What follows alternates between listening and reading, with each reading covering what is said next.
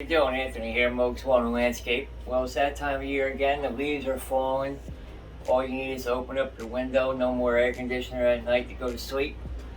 So it's that time of year that we all start to do the aerating and overseeding, try to beef up our lawns a little bit. So I figured I'd give everybody my top 5 tips on aerating. Number 5 is knowing when to aerate your lawn. A lot of people make this mistake that they can just aerate and overseed whenever. No, you could aerate in the spring or the fall. Typically, I like the fall better. It's a little easier to get the weather correct. In the springtime, you gotta make sure that you aerate and overseed after the last frost.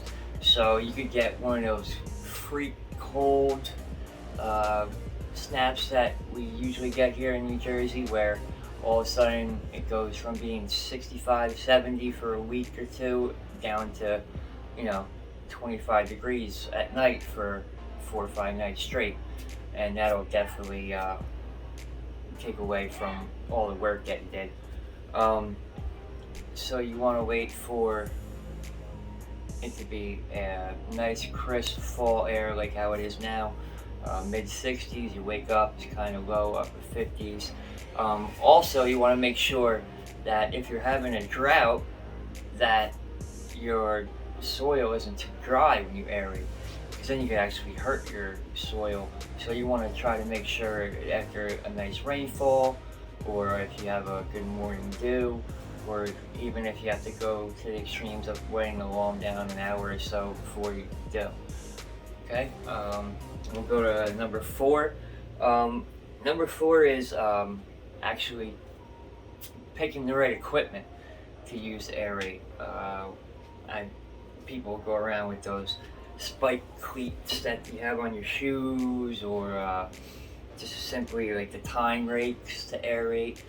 I mean, those are good, but simply just poking a hole in the ground to let the seed drop in, and it's not as effective. You want to use something that the best way is to use a plug aerator or core aerator, where you want to pull out a plug that's somewhere about 2 to 3 inches long, usually like the length of your index finger, about 1/2 inch to 3/4 inch round. That way, it just mixes up the soil better. You get the seed down in there under the roots to where it can really germinate well and have the best effect. Simply just poking a hole in the ground, you're gonna get something from it, but it's not gonna be the best way to do it. So that leads us to number 3. Number 3, people do a lot. Well, they don't do a lot, let me say. Number 3 is they simply think that they just go aerate the lawn, do some overseeding, and just let the rain take care of it, or like we have morning dew. That's not enough. Brand new seeds needs at least 1/4 inch a day, 1/4 inch of water a day, for it to germinate properly and really root down properly. So after you plug and aerate and overseed, your best bet is for the first 3 weeks, at least the first 3 weeks, to run your sprinklers to have 1/4 inch of water a day on the new seeds. Again, the best time of day to do that always is between 4 and 8 a.m.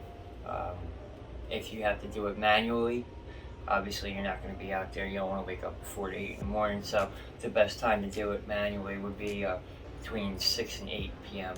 The best optimal time to water your lawn, where you're going to get the most effect from it. So again, 3 weeks at 1/4 inch of water a day, and you see great results from that. And now that leads us to number 2. Number 2 is another big mistake that people make, because they see germination. They see that their original grass is growing, is mowing too quickly.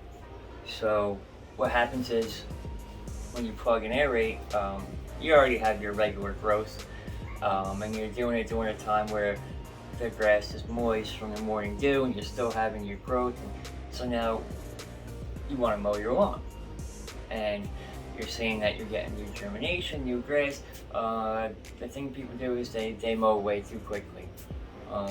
New Jersey, where I'm from, we typically have fescue, ryegrass. The best time, at least wait 2 weeks from the day that you mow, from the day that you aerate and oversee to mow. If you're using like Kentucky bluegrass or what else, Bermuda or St. Augustine, typically want to wait at least a month or so to mow until you, in order to have the best results. It's just because you want to give it, again, you really want to give it the time it needs to root itself in and to really get down in there, root itself in and germinate properly. You don't want to damage the grass at all or anything like that. So going to damage the grass, that leads us to the number one thing to do not use weed control too soon. A lot of times people will see with the new germination, you start to see like a little bit of weeds coming through, and you want to get rid of them right away because you're getting excited, you're getting new grass, it's getting thicker, and you're like, oh, I got to make sure I get rid of these weeds. No, a little bit of weeds is okay, it's expected. You don't want to use weed control too soon. Just the same as mowing, you don't want to mow too soon, and you want to make sure. So what typically you should do is you should wait at least 4 mows until you should use some kind of weed control. Herbicide, chemicals, natural, organic, even that'll hurt it if you use it too early. So you want to wait until like 4 mows. So if you're using fescue and rye, you want to wait generally around 6 weeks till you use some kind of weed killer. And then the Kentucky and other, you want to wait roughly around 8-9 weeks to use some kind of weed killer. So, I mean, that's basically my 5 tips there. I'll go over them all again real quick with you. Number 5 is know the time of year when to aerate. The spring, after the last frost. It's fall. Once you start to get that nice cool temperatures with the morning dew in the morning and everything. In a drought, you gotta try to wait until after it rains or extreme drought, get a nice soaking on your lawn. Number 4, choose the right equipment. Don't just use a spike or one of those, hand roller tines.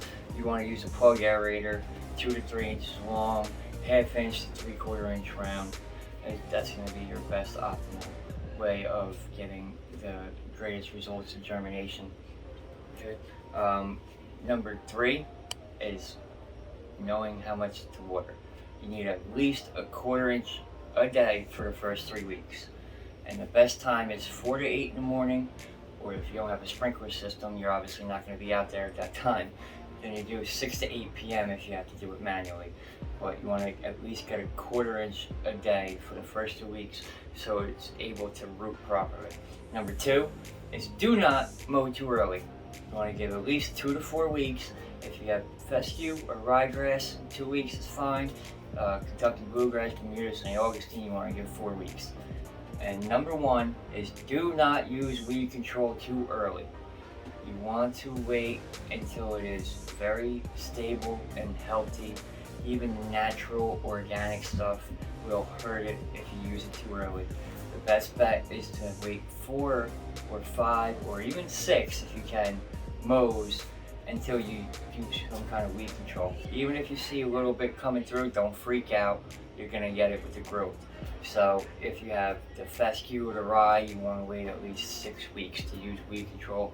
Bluegrass, anything else like that, 8 weeks and up. That's going to be the best way to get it. So there you go. There's my 5 tips for getting aerating oversee the best way that you can.